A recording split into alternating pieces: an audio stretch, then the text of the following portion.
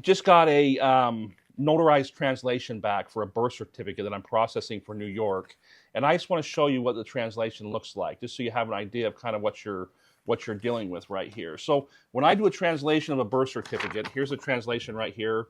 It's several pages, and then eventually here it's going to be signed by the translator. Right down here it's signed, and then I actually go ahead and notarize the translation for it. So here's the deal with translations. And I know I've done a lot of videos about this, but I constantly get questions about how do I handle translations of a document. How you handle translations of a document is, if you're a notary and you want to translate it yourself, that's totally fine. You can go ahead and translate it. But the thing is, a lot of times your client is going to need a notarized translation.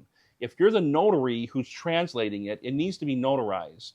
And you cannot notarize your own work. So just because you did the translation on it, you cannot notarize it by, on your own. You're gonna have to go to another notary to get that translation notarized. That's the first thing.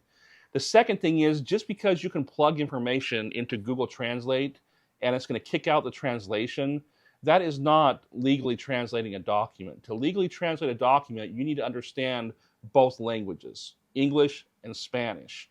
And when it gets notarized, you should have an affidavit form that you need to sign and have notarized. It says, this is my name. I solemnly swear that I speak both English and Spanish. I can understand both English, Spanish, both written and spoken. And you put your name on there, then it gets notarized. If you don't understand the foreign language that you're translating, how are you translating it?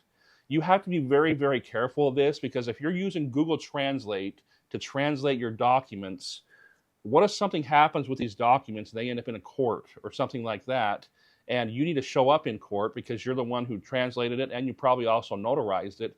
It's not going to be a good situation. You can translate documents if you're a notary. Just don't notarize your own translations of a document. I always use certified translators.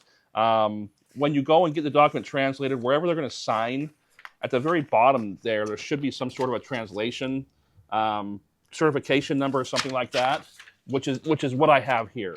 So if you need to get a document translated, make sure you go to a notary who actually does certified notarized translations. That way, when the document goes wherever it's going, it's not going to be kicked out because it's not valid. If you're looking for a legitimate translation, notarized translation of a document, I'm going to put my phone number below. I'm here in Los Angeles, California. That doesn't matter. I can translate any document for you wherever you are in the U.S. If you're out of the state, out of the country, I can handle it for you. My number is below.